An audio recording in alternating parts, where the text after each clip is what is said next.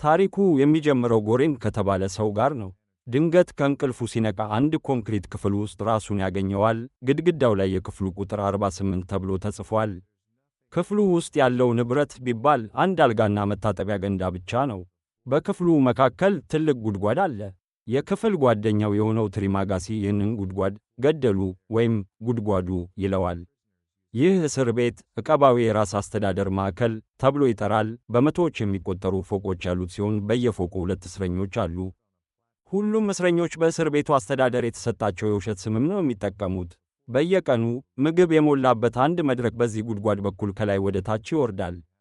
በእያንዳንዱ ፎቅ ላይ ያሉት እስረኞች መድረኩ 2 ደቂቃ እያለፈ ሳለ የፈለጉትን ያህል መብላት ይችላሉ። ከዚያ በኋላ መድረኩ ወደ ታችኛው ፎቅ ይቀጥላል። የሚያስደንቀው ነገር ምንድነው? የታችኛው ፎቆች ላይ ያሉ እስረኞች የመድረኩን ምግብ የማግኘት ዕድላቸው በጣም አናሳ ነው። ምክንያቱም በላይ ያሉት ሁሉ የበሉትን በልተው አልፎ ተርፎም የሚጥሉትን ጥለው ስለሚያልፍ። በየወሩ መጨረሻ ላይ እስረኞች በዘፈቀደ ወደ ተለያዩ ፎቆች ይዘዋወራሉ። ጎሬንግ መድረኩን ለመጀመሪያ ጊዜ ሲያየው ገና ስላልራበው ላለመብላት ይወስናል። ምግቡ ለታችኛው ፎቆች እንዲደርስም ይመኛል። የክፍሉ ጓደኛው ትሪማጋሲ ግን የቻለውን ያህል በልቶ አልፎ ተርፎም ጠረጴዛው ላይ ይተፋል። በላይ ያሉትም እንዲሁ እንደሚያደርጉ ስለሚያውቅ ጎሬንግ አንድ ፖም ለኋላ ብሎ አነሳ። ግን መድረኩ እንደሄደ ክፍሉ እጅግ መጋል ጀመረ። እዚህ ቦታ ምግብ ማቆየት የተከለከለ መሆኑንም ይገነዘባል። እሳቱ ውስጥ ከመግባታቸው በፊት ፖሙን መጣል ነበረበት። ይህ ሁኔታ ወደ እስር ቤቱ ከመግባቱ በፊት የነበረውን ቃለ መጠይቅ ያስታውሰዋል። በፈቃዱ ነው የመጣው። ለ6 ወራት ከቆየ ዕውቅና ያለው ዲፕሎማ እንደሚያገኝ ተነግሮት ነበር። ሲገባም የተስማማበትን ጊዜ ሳይጨርስ መውጣት እንደማይችል የሚገልጽ ወረቀት ፈርሟል። እያንዳንዱ እስረኛ አንድ ነገር ይዞ መምጣት ይችላል። ጎሬንግ ዶን ኪሆቴ የተባለውን መጽሐፍም መረጠ። በሁለተኛው ቀን ጎሬንግ እንደገና ላለመብላት ሲወስን ትሪማጋሲ በቁጥር 48 ላይ መገኘቱ ጥቅም እንደሌለው ይነግረዋል። ጎሬንግ የትሪማጋሲን ታሪክ ይጠይቀዋል። ትሪማጋሲም ቴሌቪዥን ላይ ባየው አንድ ድንቅ ቢላዋ እንደተጀመረ ይነግረዋል። ቢላዋውን ከገዛ ከጥቂት ቀናት በኋላ ደግሞ የተሻለ ቢላዋ ማስታወቂያ ሲያይ እጅግ እንደተናደደና ቲቪውን አንስቶ በመስኮት በኩል ሲወረውር በመንገድ ላይ ሲያልፍ የነበረን ሰው ገደለ። ትሪማጋሲ የአእምሮ ሕክምና ሆስፒታል ወይም እዚህ ጉድጓድ ውስጥ የመግባት ምርጫም ተሰጥቶት እዚህ መጣ።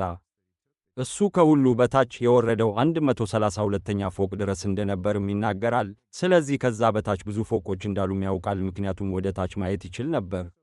ዝቅተኛ ፎቆች ላይ ምንም ምግብ እንደማይደርስም ይናገራል። 1 ወር በታችኛ ፎቅ ላይ መቆየት ያን ያህል ከባድ እንዳልሆነ፣ ችግሩ ግን በተከታታይ 2 ወር ዝቅተኛ ፎቆች ላይ መውደቅ መሆኑን ይገልጻል። ጎሬንግ ይህ ዕድል አስፈርቶት ከላይ ላሉት ሰዎች ምግባቸውን እንዲመጥኑ ለመንገር ይሞክራል፣ ነገር ግን ችላ ይባላል። ትሪማጋሲ ምላሽ የሚሰጠው ወደ ታችኛው ፎቅ በመሽናት ነው። ደግሞም ይዞት የመጣው ዕቃ ቴሌቪዥን ላይ ያየውን ቢላዋም እንደሆነ ይገልጻል። በሚቀጥለው ጊዜ መድረኩ ሲመጣ ጎሬንግ በመጨረሻ መብላት ይጀምራል። እንዲሁም አንድ ሰው ከላይኛው ፎቅ ሲወድቅ ያያል። ትሪማጋሲ ይህ የተለመደ እንደሆነ እና ማንም ምንም እንደማያደርግ ይነግረዋል። ትሪማጋሲ የነበረባቸውን ፎቆች ሁሉ ለጎሬንግ ይነግረዋልና በሚቀጥለው ወር አብረው እንደሚሆኑ ይናገራል። ጎሬንግ በዚህ ጊዜ አንድ ነገር ይገነዘባል። የክፍል ጓደኞች ሲዘዋወሩ አብረው ነው የሚዘዋወሩት። እናም ትሪማጋሲ ዝቅተኛ ፎቆች ላይ በነበረበት ጊዜ የቀድሞ የክፍል ጓደኛውን እንደበላውም ይረዳል። መድረኩ እንደገና ሲመጣ ሚሃሩ የምትባል ሴት መድረኩ ላይ ተቀምጣለች። ጎሬንግ ተጎጂ ስለመሰለችው ይጨነቃል፣ ግን ትሪማጋሲ እንዲተዋት ይነግረዋል። ሚሃሩ በየወሩ ልጇን ፍለጋ ጉድጓዱን ተከትላ እንደምትመጣ ይነግረዋል። እንዲሁም ከልጇ ጋር የመጣመር ዕድሏን ለመጨመር በየወሩ የምታገኛቸውን የክፍል ጓደኞቿን እንደምትገድልም ይነግረዋል። ወድቆ ያዩት ሰው ምናልባትም የሷ ሰለባ ሊሆንም ይችላል። ትሪማጋሲ ግን እሱ እንደሷ ማንም እንዳልገደለ የሞተውን ሰው አካል እንደበላ ብቻ ይናገራል። መድረኩ ወደሚቀጥለው ፎቅ ሲወርድ የዚያ ፎቅ እስረኞች በሚያሩ ለመጠቀም ይሞክራሉ።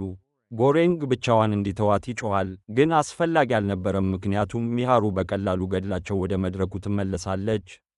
ወሩ ሲያልቅ እስረኞቹ በጋዝ ጭስ ያስተኟቸውና ይፈራረቃሉ።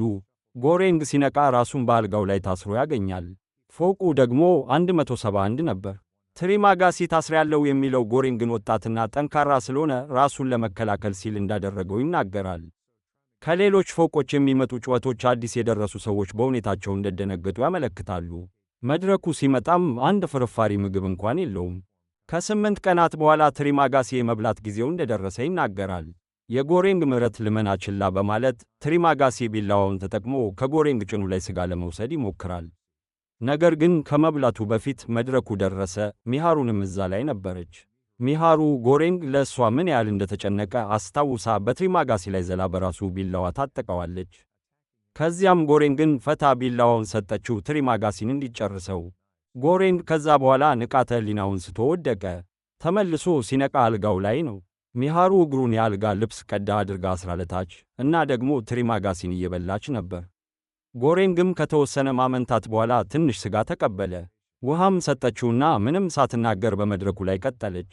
ቀናት አለፉና የትሪማጋሲ አካል መበስበስ ጀመረ። ይህም ለጎሬንግ ትሎችንም የመመገብ ዕድል ሰጠው። ጎሬንግ ቅዠትም ማየት ጀመረ።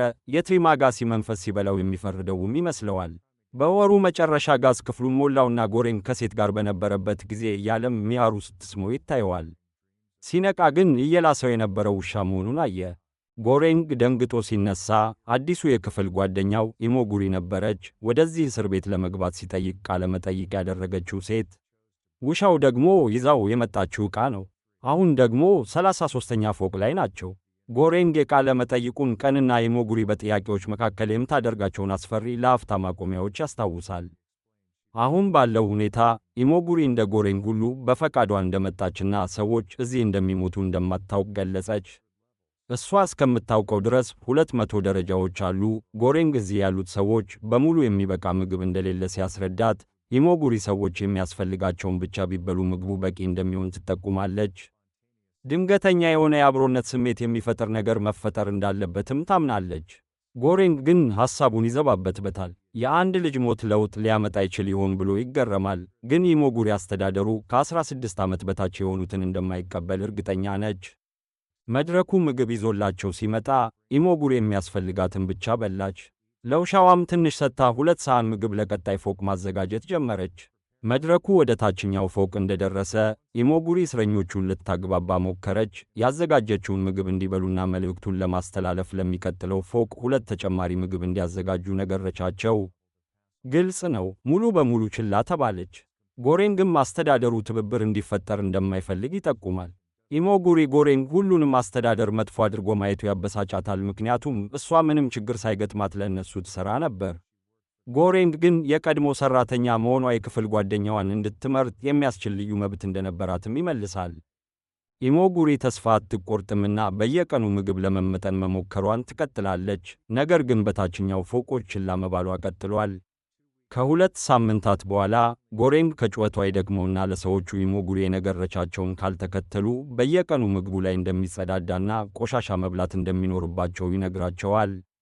ማስፈራሪያው ይሰራልና እስረኞቹ መልእክቶቹን ወደ ታችኛው ፎቆች ማስተላለፍ ይጀምራሉ።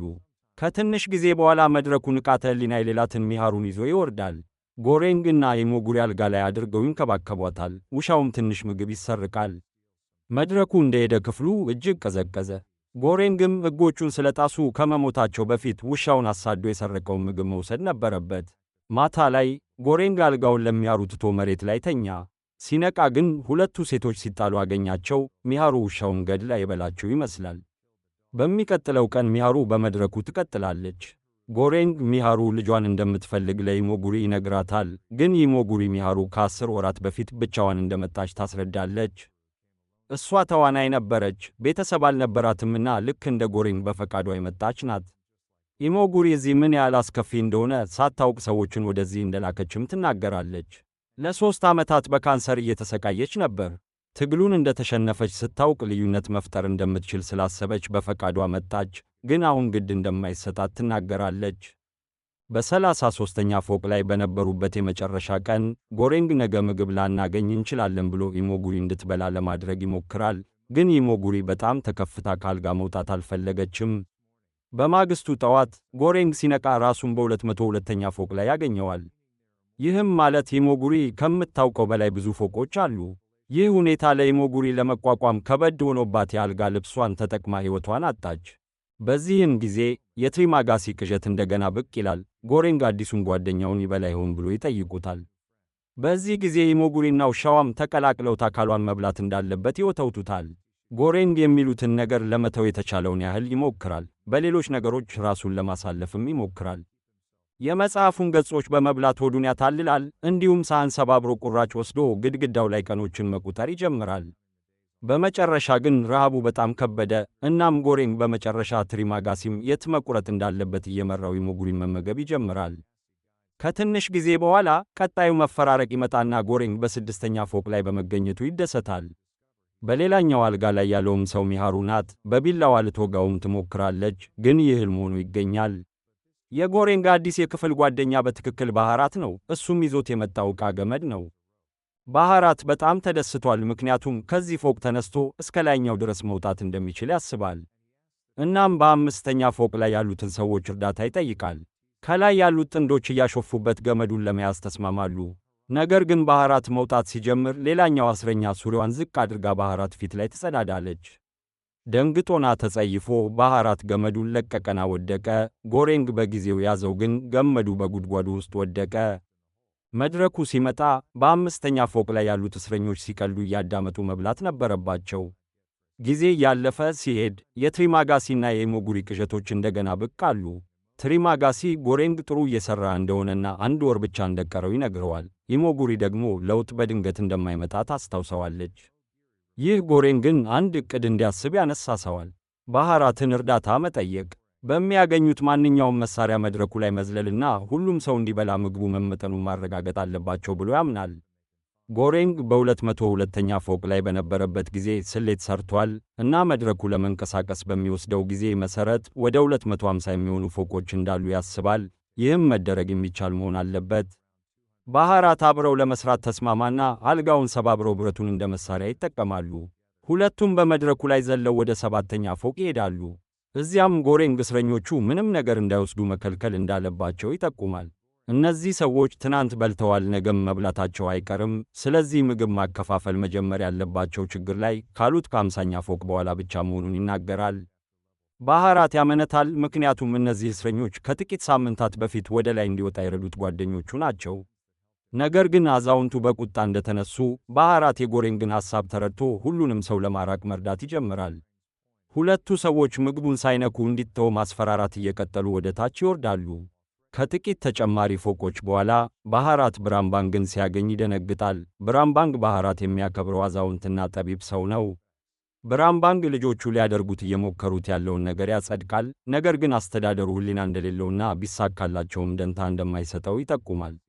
ምናልባት ግን በ0 ፎቅ ላይ ያሉት ሠራተኞች ግድ ሊሰጣቸው ይችላል። ስለዚህ መልእክት የሚሆን አንድ ምልክት ያስፈልጋቸዋል። ባህራትና ጎሬንግ ፓና ኮታውን ይመርጣሉ፣ ምክንያቱም እጅግ በጣም የቅንጦት ምግብ በመሆኑ እና ሳይነካ ወደ ታችኛው ፎቅ ከደረሰ ትልቅ ስሜት እንደሚፈጠር ያምናሉ። ተልእኮው ይቀጥላል። እየወረዱ ፓና ኮታውን እየጠበቁና ሰዎችን በማስፈራራት እያራቁ ይሄዳሉ። 50ኛ ፎቅ እንደደረሱ ባህራትና ጎሬንግ ምግብ ማከፋፈል ይጀምራሉ እና እስረኞች እጅግ በጣም አመስጋኝ ይሆናሉ። 97ኛ ፎቅ ላይ የታመመ ሽማግሌና የአእምሮ እክል ያለበት ልጅ ያገኛሉ። ጎሬንግ ለአዛውንቱ ትንሽ ሾርባ ለመስጠት ይሞክራል፣ ግን ልጁ በኋላ አዛውንቱን ገድሎ እንደሚበላውና እንዳይጨነቁ ይነግራቸዋል። ቀጣዩ ፎቅ አንድ አስከሬን ብቻ ነው ያለው እና ጎሬንግ ሚያሩ የነቃችው እዚህ እንደሆነም ይገምታል። ምንም ሕይወት ያላቸው ሰዎች ስለሌሉ መድረኩ እዚህ አይቆምም። ይህም ማለት የጎሬንግ ስሌት ስህተት ነበርና ከ250 በላይ ፎቆች አሉ። በሚቀጥለው ፎቅ ላይ 2 ሰዎች ሚያሩን ሲያጠቁ ያገኛሉ። አንደኛው ሰይፍ ሲይዝ፣ ሌላኛው ደግሞ ግዙፍና ጡንቸኛ ነው።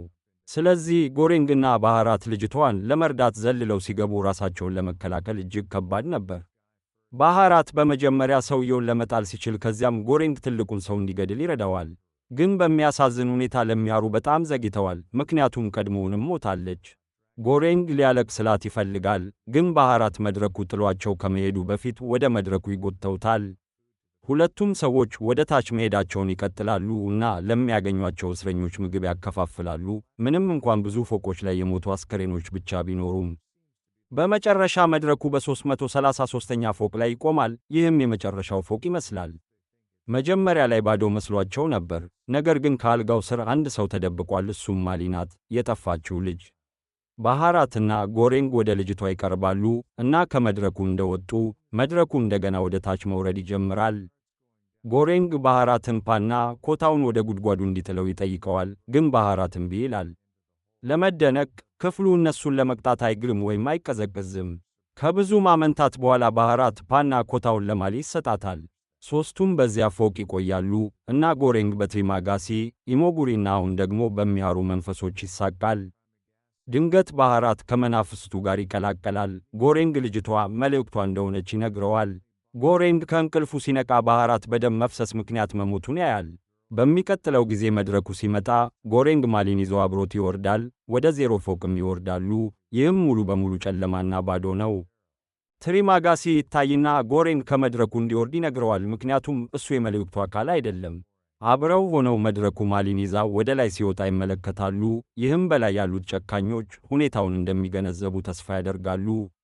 ቪዲዮውን ከወደዳችሁት ላይክ አድርጉት፣ ለሌሎችም እንዲደርስ ሼር አድርጉት እና ገና ቻናሌን ሰብስክራይብ ያላደረጋችሁ ካላችሁ አሁኑኑ ሰብስክራይብ አድርጉና የቻናሌ ቤተሰብ ሁኑ። በሌላ ጊዜ በሌላ አዲስና አስደሳች ቪዲዮ እስክንገናኝ ድረስ መልካም ጊዜ ይሁንላችሁ። ደህና ሁኑ። ባይ ባይ።